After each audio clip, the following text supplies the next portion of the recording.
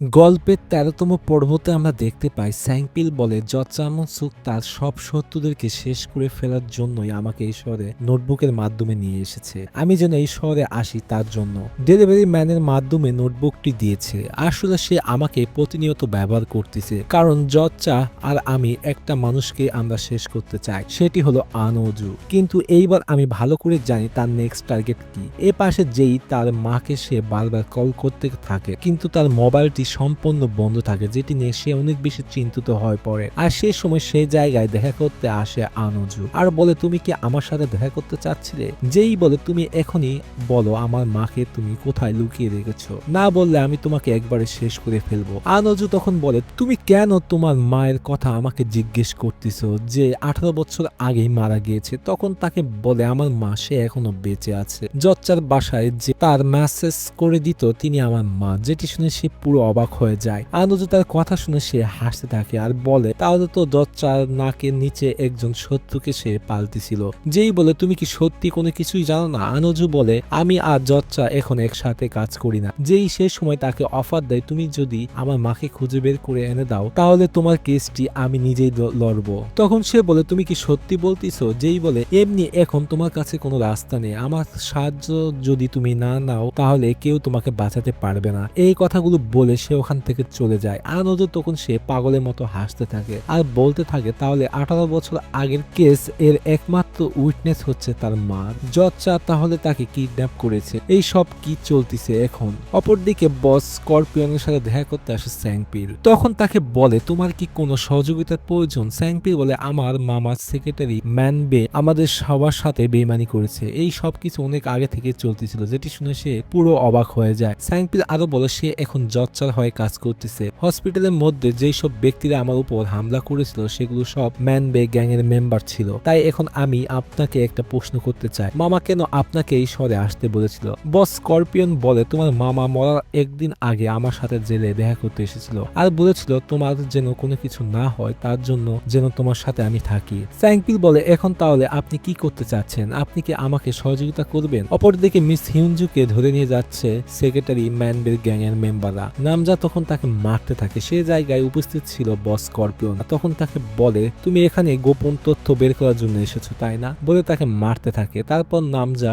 বস স্করপিয়নকে বলে তার উপর সম্পূর্ণ নজর রাখার জন্য, বলে সে ওখান থেকে চলে যায়। এ পাশে স্যাংপিল চলে আসে জচ্চার সাথে দেখা করার জন্য। তখন তাকে দেখতে পেয়ে বলে, আমি জানতাম তুমি এখানে আসবে। স্যাংপিল বলে, আমি ভালো করে জানি যে এর মা এর ব্যাপারে অবশ্যই আপনার হাত রয়েছে। জচ্চা তার কথা শুনে সে হাসতে থাকে আর বলে, আমি জানতাম তুমি এই ধরনের কথা বলবে, তাই তুমি এখান থেকে চলে যাও, নিজেদের প্রবলেম নিজে সলভ করার চেষ্টা করো। স্যাংপিল বলে, আমি তোমাকে বলেছিলাম না আমি সবকিছু জানি? জচ্চা বলে, আমি তোমাকে অনেকদিন আগেই একটা প্রশ্ন করেছিলাম যে তুমি কি প্রথম ব্যক্তি যে আমাকে মারতে এসেছো? স্যাংপিল বলে, তাহলে তো তোমার মনে আছে আমি বলেছিলাম তোমার খেল শেষ হয়ে যাবে, যেই মায়ের কোনো ক্ষতি যেন না হয়। যাওয়ার আগে তাকে বলে, যে সব ব্যক্তিরা তোমার সাথে লড়তেছে হয় তারা হার মেনেছে, না হয় দুনিয়া থেকে চলে গিয়েছে। এই সব কিছু হয়েছে, তারা তোমার আসল চেহারাটা কখনোই দেখেনি। জচ্চা তখন হাসতে থাকে আর বলে, তুমি আসলে কি চাচ্ছ আমাকে বলো, শাস্তি না প্রতিশোধ? স্যাংপিল তার কথা শুনে সে ওখান থেকে চলে যায় আর অফিসে চলে আসে। তারপর যেই কথা জিজ্ঞেস করলে গিউংগ্যাং বলে, আনুজুর সাথে দেখা করার পর তারপর সে পুলিশ স্টেশনে চলে গিয়েছিল, তিনি সেখানে কোনো রিপোর্টই করেনি। স্যাংপিল তখন তার সাথে দেখা করতে যায়। অপরদিকে প্রসিকিউটর চিফ জচ্চাকে বলে আনুজুর ইন্টারোগেশনের জন্য সে রিজেক্ট করে দিচ্ছে। তখন তাকে বলে, এই সব করলে সে তার নিজের পায়ে নিজেই কুড়াল মারতেছে, তাই তাকে জিজ্ঞেস করতে থাকো, প্রেশার ক্রিয়েট করতে থাকো, আমি যত তাড়াতাড়ি পারি তার জন্য অ্যারেস্ট ওয়ারেন্ট পাঠাবো। সেই সময় তার সাথে দেখা করতে আসে নামজা। আপনি যেভাবে বলেছেন সেভাবে আমি কাজটি করেছি। জচ্চা তখন বলে, তোমার কাছে কি মনে হয় তুমি তাকে কাজে লাগিয়েছো দেখে তার সাথে যা মন চায় তাই করতে পারবে? তারপর তাকে অফিস রুম থেকে বের করে দিয়ে হাসতে থাকে। এ পাশে যেই তার মায়ের ছবি দেখে সে অনেক বেশি ইমোশনাল হয়ে যায়। তখন সে স্যাংপিলের কথা ভাবতে থাকে। সেই সময় সেই জায়গায় চলে আসে স্যাংপিল, তাকে দেখতে পেয়ে বলে, এখনই এখান থেকে চলে যাওয়ার জন্য, আমি একা একা থাকতে চাই। স্যাংপিল তখন বলে, তুমি আজকাল কোথায় থাকতেছো? আমার কোনো ফোন কেন তুমি রিসিভ করতেছো না? যেই বলে, আনুজুর সাথে দেখা করতে আমি গিয়েছিলাম, আমি যে কারোর সাথে দেখা করতে যেতে পারি, কিন্তু আমার মাকে বাঁচানোর জন্য আমি এখন কোনো কিছুই করতে পারতেছি না। স্যাংপিল তখন বলে, আমাকে তুমি বিশ্বাস করো, সবকিছু আমি ঠিক করে দিব। যেই তখন তাকে বলে চলে যাওয়ার জন্য। স্যাংপিল তার কথা ভেবে সে গাড়িতে মন খারাপ করে বসে থাকে। পরের দিন সকালে আনুজু নামজাকে ফোন দিলে তখন সে বলে, আমি শুনেছি তুমি অফিস থেকে পালিয়ে বেড়াচ্ছ। তখন তাকে বলে আমি তোমাকে একটা প্রশ্ন করতে চাই, তুমি কি জানো জচ্চার অ্যাকুপেশারিস্ট এখন কি সে আছে কি নাই? নামজা তখন বলে এটি কেন তুমি জানতে চাও? সে তো এসেছে আর তাকে থাই ম্যাসেজ করতেছে। তার কথা শুনে আনোজু হাসতে থাকে আর বলে তুমি ভুলে যেও না এখন কিন্তু আমরা দুইজনই একই নৌকাতে আছি, তাই তুমি ভালোভাবে চিন্তা ভাবনা করে বলো। তারপর সে ফোন কেটে দেয়। সেই সময় তার সাথে দেখা করতে আসে নিউজ রিপোর্টার চিফ। তখন তাকে বলে প্রসিকিউটর চিফ বলেছে তুমি যদি কোর্টে না আসো তাহলে অনেক বড় ঝামেলা হবে। তাদের কাছে একটি ভিডিও আছে আজ যেখানে তুমি নিজেই সবকিছু স্বীকারোক্তি দিচ্ছ।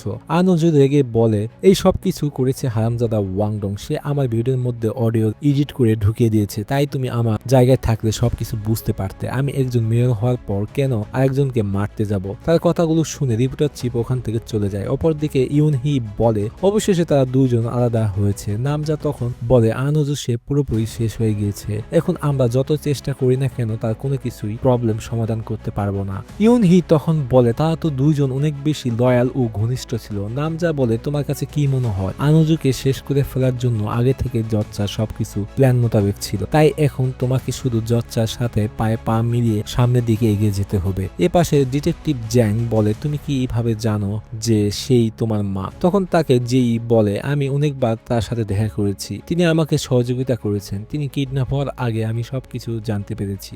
ডিটেকটিভ জ্যাং বলে তাকে খুঁজে বের করতে অনেক কষ্ট হবে কারণ আমাদের কাছে কোনো এভিডেন্সই নেই। তখন সে জায়গায় চলে আসে স্যাংপিল, যেইকে দেখতে থাকে। তারপর ফোন দেয় বস স্করপিয়নকে আর জিজ্ঞেস করে যেই মা সে এখন কেমন আছে। তখন তাকে বলে সে ভালো আছে, তাই কোনো টেনশন করো না বলে সে ফোন কেটে দেয়। তারপর বস স্করপিয়ন মিস হিউজের কাছে গেলে তাকে দেখতে পেয়ে অনেক বেশি ভয় পেতে থাকে। তখন তার স্যাংপিলের কথা মনে পড়ে, তাকে বলেছিল যার হাতে আপনি স্করপিয়ন দেখবেন সে আপনার জীবন বাঁচাবে। বর্তমান সময়ে এসব কথা সে ভাবতে থাকে। এ পাশে যেই বস স্করপিয়নের ব্যাপারে জিজ্ঞেস করে মিস্টার টেপ বলে আমরা তার ব্যাপারে কোনো কিছুই আপনাকে বলতে পারবো না, আপনি সেখানে গেলে অনেক বেশি ক্ষতির সম্মুখীন হবেন। বস জানতে পারলে তিনি আমাকে একবারে মেরে ফেলবেন। যেই বলে এইভাবে আমি চুপচাপ থাকতে পারবো না, না হলে আমি পুরোই পাগল হয়ে যাব। সেই সময় স্যাংপিল এসে বলে আমি তোমার সাথে যাচ্ছি, বস স্করপিয়নের সাথে যদি তুমি কথা বলতে চাও তাহলে আমাকেও যেতে হবে। তারপর তারা তিনজন বের হয়ে পড়ে। তারপর তারা সেক্রেটারি ম্যানবে গ্যাংয়ের নাইট ক্লাবে যায়। ভিতরে ঢোকার পর বলে তোমার সাথে কতদিন পর দেখা হলো?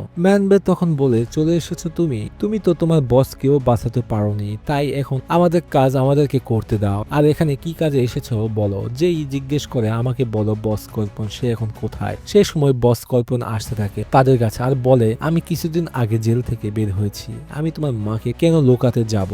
ম্যানবে রেগে বলে অনেক হয়েছে ফালতু কথা, তাই এখান থেকে চলে যাও। স্যাংপিল যেইকে নিয়ে আসতে লাগলে সেই সময় বস স্করপিয়ন স্যাংপিলকে অনেক জোরে জোরে ধাক্কা দিতে থাকে। এক অপরের দিকে রাগান্বিত ভাবে তাকিয়ে থাকে। স্যাংপিল যেইকে নিয়ে সে ওখান থেকে চলে আসে। বাইরে এসে যেই স্যাংপিলের সাথে কথা না বলে রাগান্বিত ভাবে সে ওখান থেকে চলে যায়। এই পাশে আনোজু একা একা বসে থাকলে সেই সময় তার সাথে দেখা করতে আসে তার সেক্রেটারি। তখন তাকে বলে তুমি কি ওয়াংডংকে খুঁজে পেয়েছো?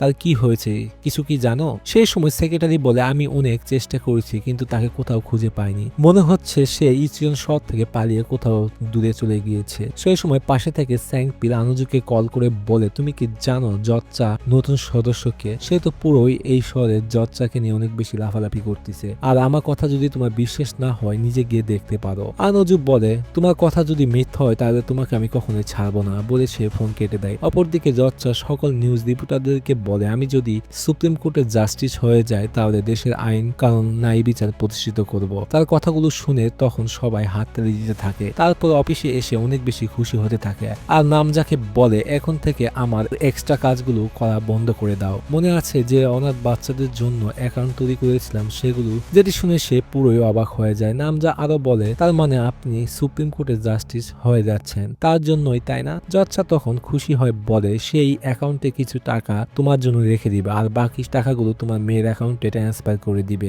যেটি শুনে সে পুরো আশ্চর্য হয়ে যায় আর ইমোশনাল হয়ে বলে একমাত্র আপনি যে আমাকে পুরো বুঝতে পারেন, আপনাকে অসংখ্য ধন্যবাদ। তারপর নামজা বলে সেই মহিলাটিকে আমরা এখন কি করব? জচ্চা বলে তুমি কি এখনো জানো না সেই মহিলাটিকে? নামজা বলে কে ওই মহিলাটি? সেই সময় তাকে বলে সে হচ্ছে জেইর মা। যেটি শুনে সে পুরো অবাক হয়ে যায় আর বলে তার মানে 18 বছর আগে মারা যাওয়া সেই মহিলাটি এটি। জচ্চা বলে তুমি আমার পিঠে চাকু মারা ব্যক্তিকে আমারই বাসায় আমার সামনে দাঁড় করিয়ে দিয়েছ, সত্যি তোমার এত সাহস দেখে আমি অবাক।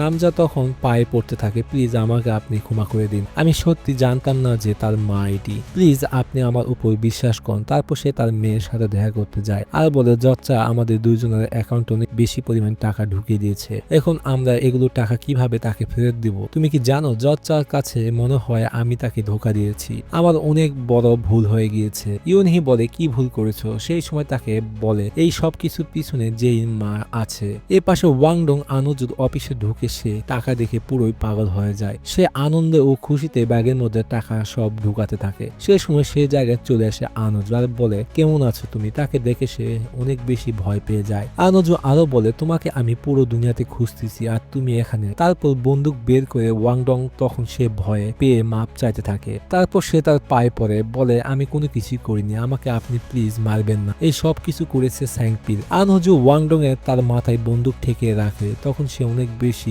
ভয় পেয়ে কান্না করতে থাকে। অপরদিকে আনহজু কে আমরা অতীতে গ্যাংস্টার লোকে দেখতে পাই। ওয়াংডং তাকে বলে আপনি যদি বেশি স্মোক করেন তাহলে তাড়াতাড়ি শেষ হয়ে যাবে। আনহজু রেগে বলে আমাকে নিয়ে যদি চিন্তা তোমার থাকতো তাহলে এই সব কিছু হতো না। তারপর সেক্রেটারি এসে বলে স্যাংপিল যা কিছু বলেছে সব সত্য কথা বলেছে, ম্যানবে আপনার নাইট ক্লাবে সে ব্যবহার করতেছে। আনজু বলে সেই নাইট ক্লাব থেকে আমি আমার জীবনের কাজ শুরু করেছিলাম। এপাশে ম্যানবের উপর সম্পূর্ণ নজর রেখেছে বস স্করপিয়ন। নামজা ভিতরে তাকে বলে সেই মহিলাটিকে তুমি কি করেছো। ম্যানবে বলে আমরা তাকে টেক কেয়ার করতেছি, তাই কোনো টেনশন করবেন না। নামজা আরো বলে এই সব কিছু কোনো কিছুই করতে হবে না, এমনিও সে 18 বছর আগে মারা গিয়েছে, সে তার পরিচয় লুকিয়ে এখানে এসেছে, তাই এখন আমাদের যা মন চায় তাই করতে পারবো, তাই তাকে মার্ডার করে ফেলো, তারপর তার ডেড বডি সমুদ্রের পাড়ে ফেলে দিয়ে আসো। ম্যানবে বলে আপনি এইসব কি বলতেছেন। নামজা রেগে বলে তোমরা কি এক কথায় ভালোভাবে বুঝতে পারো না, আমি যদি তোমাকে কোনো কিছু করতে বলি মনে করবে সেটি জচ্চা অর্ডার দিয়েছে। এই সব কিছুর ভিডিও রেকর্ড হতে থাকে রুমের ভিতর। এই সব কিছু শুনেছিল বস স্করপিয়ন। তারপর সে স্যাংপিলকে ফোন দিয়ে জানায়, যেটি শোনার পর স্যাংপিল মিস্টার টে তখন বের হয়ে পড়ে। অপরদিকে ম্যানবে জচ্চার সাথে দেখা করতে আসে। তারপর তাকে নামজার ভিডিও ফুটেজগুলো দেখায় যেখানে সে মিস হিউনজুকে মার্ডার করার কথা বলেন, যেগুলো শুনে সে অনেক বেশি হাসতে থাকে আর বলে দেখো তো এই ম্যাডাম নিজেকে অনেক বেশি মহারানী ভাবতেছে। ম্যানবে বলে তাহলে ওই মহিলাটিকে আমরা এখন কি করব। জচ্চা বলে নামজা যেভাবে চাই সেভাবে তোমরা করো। এপাশে গ্যাংয়ের সকল মেম্বার মিস হিউনজুর হাত ও মুখ বেঁধে রাখে, তাকে মেরে ফেলার জন্য প্রস্তুতি নিতে থাকে। সেই সময় আনজু ও বাকি সবাই তারাও আসতে থাকে। এপাশে স্যাংপিল সেও চলে আসে নাইট ক্লাবের সামনে। তারপর নাইট ক্লাবের সামনে চলে আসে আনজু। মিস্টার তে তখন বলে সবকিছু তাহলে আপনি অনেক আগেই প্ল্যান করে ফেলেছেন। ম্যানবে তার গ্যাংয়ের মেম্বারদেরকে অর্ডার দেয় মিস হিউনজুকে মেরে ফেলার জন্য, তার হাত পা মুখ বাঁধা অবস্থায় ড্রামের ভিতর ঢুকে ফেলে দেওয়ার জন্য। সেই সময় আরেক মেম্বার এসে বলে বস আনজু সে এখানে এসেছে। ম্যানবে বস স্করপিয়নকে মারতে বলে সে ওখান থেকে চলে যায়। আনজু ক্লাবের ভিতর ঢুকে বলতে থাকে আমাকে কেউ কি স্বাগতম জানাবে না, তোমরা সবাই আকাশে উঠতিছো, একদিন আবারও সে তোমাদেরকে লাথি মেরে ফেলে দিবে, তাই এখন বলো সেই মহিলাটি কোথায়। ম্যানবে বলে তোমার কাছে কি মনে হয় এত সহজে তুমি তাকে নিয়ে যেতে পারবে। বলে সবাই প্রস্তুতি নিয়ে নিতে থাকে মারামারি করার জন্য। আনজু তাদের এই অবস্থা দেখে তখন সে হাসতে থাকে। ওয়াংডং ও সেক্রেটারি মিস হিউনজুকে খুঁজতে গেলে তখন গ্যাং এর মেম্বারদের সাথে ফাইট শুরু হয়ে যায়। আনজু তখন বন্দুক বের করে ফ্লোরে গুলি করতে থাকে আর সবাইকে নিচে বসতে বলে। ওয়াংডং তখন দেখতে পায় ড্রামের ভিতর করে নিয়ে যাওয়া হচ্ছে, তারপর সে তার পিছনে যেতে থাকে আর সেই সময় গ্যাং এর মেম্বারদের সাথে ফাইট শুরু হয়ে যায়। আর তার এই সুযোগে বস স্করপিয়ন ও বাকি গ্যাং মেম্বাররা ড্রামটি নিয়ে সমুদ্রের পাড়ে তারা ফেলে দেয়। তারপর সেখানে বাকি সবাই চলে আসে। ওয়াংডং চিৎকার দিয়ে বলে তোমরা এসব কি করেছো, এটি আমাদের লাস্ট সুযোগ ছিল, এখন তাহলে আমাদের কাছে কোনো এভিডেন্স নেই। আনজু দেখে বলে এসব কি হলো, একজন জীবিত মানুষ সে পানিতে ডুবে গেল। ম্যানবে তখন বলে তাহলে তুমি থাকো আমি চলে গেলাম। বাকি গ্যাং মেম্বাররা তারাও তখন চলে যেতে থাকে। সেই সময় সেই জায়গায় গাড়ি নিয়ে পাশ কাটিয়ে চলে যায় স্যাংপিল। তারপর ম্যানবে জচ্চাকে ফোন দিয়ে জানায় আনজু সে আমাদের উপর হামলা করে দিয়েছিল, তারপরে আমরা আমাদের কাজ পুরো সম্পন্ন করেছি। জচ্চা তাদেরকে অর্ডার দেয় তাদের এই শহর থেকে তাদের শহরে ফেরত চলে যাওয়ার জন্য। এপাশে স্যাংপিল গাড়ি করে যাওয়ার পথে বলে আপনি চাইলে এখন উঠতে পারেন। তখন আমরা দেখতে পাই মিস হিউনজু সে এখনো বেঁচে আছে। স্যাংপিলের তখন আমরা অতীতের সিন দেখতে পাই যেখানে মিস হিউনজুকে বলে 18 বছর আগে জচ্চা যে মার্ডার করেছিল তার একমাত্র উইটনেস হচ্ছে আপনি, এই জন্য আপনার জীবন যে কোনো সময় তারা কেড়ে নিতে পারে। এইবার সে কাউকেই ছাড়বে না। জচ্চা কিছুদিনের মধ্যে তার জীবন সে নিতে যাচ্ছে, তার অপকর্মের সব এভিডেন্স সে মেটাতে চাচ্ছে যেন তার রেকর্ড সব ক্লিন থাকে। এই জন্য আমি আপনাকে যেভাবে বলবো সেভাবে আপনি করুন। এই লড়াইয়ে জচ্চার দুর্বল জায়গা জায়গাগুলো তারই উপর আমি ব্যবহার করতে যাচ্ছি। এই জন্যই আপনাকে কিছুদিনের জন্য একটি জায়গায় লুকিয়ে রাখতে হবে। তারপর সে নাইট ক্লাবের ভিতর ঢুকে পড়ে। বস স্করপিয়ন তাকে সম্পূর্ণ সহযোগিতা করতে থাকে। তারপর ড্রামের ভিতর থেকে তাকে বের করে সেই জায়গায় মাটির বস্তা ঢুকিয়ে দেয়। তারপর বস স্করপিয়ন ড্রামটি নিয়ে সমুদ্র পাড়ে ফেলে দেয়। বর্তমান সময়ে গাড়িতে বসে থেকে হাসতে থাকে। আনুজু গাড়ি করে যেতে থাকলে ওয়াংডং বলে, বস এখন আমরা কি করব? তখন তাকে বলে, কিছু তো একটা ঝামেলা হচ্ছে। স্যাংপিল সেই কোনো না কোনো একটা প্ল্যান অবশ্যই করে রেখেছে। অপরদিকে স্যাংপিল জেইকে ফোন দিয়ে বলে, তোমার মাকে তোমার কাছে নিয়ে আসতেছি, একটা অ্যাড্রেস পাঠিয়ে দিচ্ছি, সেখানে তুমি তাড়াতাড়ি চলে আসো। তারপর সে অ্যাড্রেসে চলে আসে। মিস হিউনজু, স্যাংপিল তারাও তখন আসতে থাকে। মিস হিউনজু তার মেয়েকে দেখতে পেয়ে অনেক বেশি কান্নায় ভেঙে পড়ে। তারা একে অপরকে দেখে অনেক বেশি কান্না করতে থাকে। স্যাংপিল তাদেরকে রেখে সে ওখান থেকে চলে যায়। তারপর মিস হিউনজু জেইকে বলে, স্যাংপিলকে আমি পুরো নিষেধ করেছিলাম কোনো কিছু কাউকে না বলতে। আরো তাকে আমি বলেছিলাম তোমার কাছ থেকে সে যেন দূরে থাকে। আমি তোমাকে নিয়ে অনেক বেশি ভয় পেতাম, কিন্তু আমি সেটি ভুল করেছি, তাই আমাকে তুমি ক্ষমা করে দিও। স্যাংপিল অফিসে আসলে সবাই তখন তার প্রশংসা করতে থাকে আজকের কাজের জন্য। সেই সময় সেই জায়গায় চলে আসে জেই আর বলে, তুমি আমাকে অনেক মিথ্যা কথা বলেছ। তারপরে ইচ্ছা মতো তাকে ঘুষি মারতে থাকে এবং তাকে সাইডে আসতে বলে। তারপর সাইডে আসলে তাকে জড়িয়ে ধরে আর বলে, আমার মাকে ফেরত দেওয়ার জন্য তোমাকে অসংখ্য ধন্যবাদ। অসাধারণ একটা রোমাঞ্চকর পরিবেশ আমরা তখন দেখতে পাই। পরের দিন মিস হিউনজুকে অন্য জায়গায় পাঠানোর আগে তাকে বলে, তোমার মামা আমাকে বলেছিল আমার স্যাংপিল সে অনেক খারাপ মানুষদের সাথে লড়তেছে, এটা কোনোভাবেই সহজ কাজ না। তিনি সব সমস্যার মধ্যে ছিলেন শুধুমাত্র তোমাকে বাঁচানোর জন্য। স্যাংপিল তখন বলে, আপনাকে এখনই যেতে হবে, বস স্করপিয়ন আপনাকে সম্পূর্ণভাবে সেফ রাখবে। তারপর সে ওখান থেকে চলে যায়। স্যাংপিল যেই রাস্তা দিয়ে যাওয়ার পথে বলে, তার মানে এই নোটবুকটি জচ্চা তোমাকে পাঠিয়েছিল। স্যাংপিল তখন বলে, হ্যাঁ, সে তার গ্রুপের সকল মেম্বারদেরকে শেষ করে ফেলতে চাচ্ছে, আর এই সবকিছু প্রতিশোধ সে আমার মাধ্যমে নিতে চাচ্ছিল। সে যখন আমাকে এই নোটবুকটি পাঠিয়েছিল তখন সে পলিটিক্যাল পার্টির একজন মেম্বার হয়ে গিয়েছিল। যেই বলে, তার মানে সে অতীত মেটাতে চাচ্ছে যেন সুন্দর ভবিষ্যৎ বানাতে পারে। স্যাংপিল আরো বলে, সবার শেষে জচ্চার সাথে আমাদের লড়তে হবে। এ পাশে জচ্চা আমুনসুক অফিসে বসে থেকে সে অনেক বেশি হাসতে থাকে। আনুজু সেও অনেক বেশি টেনশন করতে থাকে, তার মেয়র পোস্টটি চলে যাচ্ছে। তারপর রাগ করে অফিস রুম থেকে বের হয়ে যায়। অপরদিকে স্যাংপিল যেই টিমের সকল মেম্বাররা নিয়ে আসে তার ইনভেস্টিগেশন দেখানোর জন্য, যেটি দেখে টিমের বাকি মেম্বাররা তখন অনেক বেশি অবাক হয়ে যায়। যেই তখন বলে, কেউ যদি সবার আগে পালাতে চায় সেটা হচ্ছে নামজা। তখন আমরা নামজাকে দেখতে পাই। নামজা তার মেয়ের প্রশংসা করতে থাকে। সেই সময় সেই জায়গায় চলে আসে বাকি সব ডিটেকটিভ অফিসাররা। ডিটেকটিভ জ্যাং তখন তাকে গাড়ি থেকে বের হতে বলে। ইয়নহি বলে, আপনারা এইসব কি করতেছেন? ডিটেকটিভ বলে, আমরা একটা ভিডিও ফুটেজ পেয়েছি যেখানে আপনার মা স্পষ্টভাবে তাকে দেখা যাচ্ছে। নামজা রেগে গাড়ি থেকে বের হয়ে বলে, তোমরা দেখতে পারতেছ না আমি একজন প্রসিকিউটরের মা? ডিটেকটিভ জ্যাং তখন অ্যারেস্ট ওয়ারেন্ট দেখায় কিডন্যাপিং এর জন্য আর মিস মামাকে হত্যা করার জন্য তোমাকে অ্যারেস্ট করা হচ্ছে। তারপর তাকে জোরপূর্বক ভাবে অ্যারেস্ট করে গাড়িতে তুলে নিয়ে যাওয়া হয়। নামজা তার মেয়েকে চিৎকার দিয়ে বলে, আমি কোনো কিছু করিনি। তারপর ডিটেকটিভ আনুজুর অফিসে রেড দেয় আর তারা এভিডেন্স খুঁজতে থাকে। অপরদিকে রিপোর্টার চিফ আনুজুকে কল দিয়ে বলে, তোমার নামে অ্যারেস্ট ওয়ারেন্ট বের করা হয়ে গিয়েছে, সব ডিটেকটিভরা এখন তোমাকে খুঁজতেছে। আনুজু ফোন কেটে দিয়ে বলে, তোমরা যদি আমাকে ল দিয়ে শেষ করতে চাও তাহলে কি আমি কোনো কিছু করব না? স্যাংপিল জচ্চা তোমাদেরকে নিয়ে এখন আমার যুদ্ধ শুরু হয়ে গেল। এই পাশে স্যাংপিল জচ্চার সাথে দেখা করতে আসার বলে, আমি এখন তোমার নোটবুকটি ব্যবহার করতেছি যেটি আপনি আমাকে অনেক ভালোবেসে পাঠিয়েছিলেন। জচ্চা তখন হাসতে থাকার বলে, তোমার যা মন চায় তাই করো। যাওয়ার আগে স্যাংপিল জচ্চাকে বলে, যেই মাকে দ্বিতীয়বার কেড়ে নিয়েছে এর জন্য তোমাকে অনেক বেশি শাস্তি ভোগ করতে হবে। জচ্চা বলে, সেই মহিলাটি কি সত্যি তার মা ছিল? কোনো এভিডেন্স আছে? স্যাংপিল তখন বলে, আমাকে শেষ করার জন্য তোমার যা মন চায় তাই করো, কিন্তু আমি সব সময় তোমার থেকে 2 কদম উপরে থাকবো। তারপর ঘটনাটি পরের এপিসোডে চলে যায়।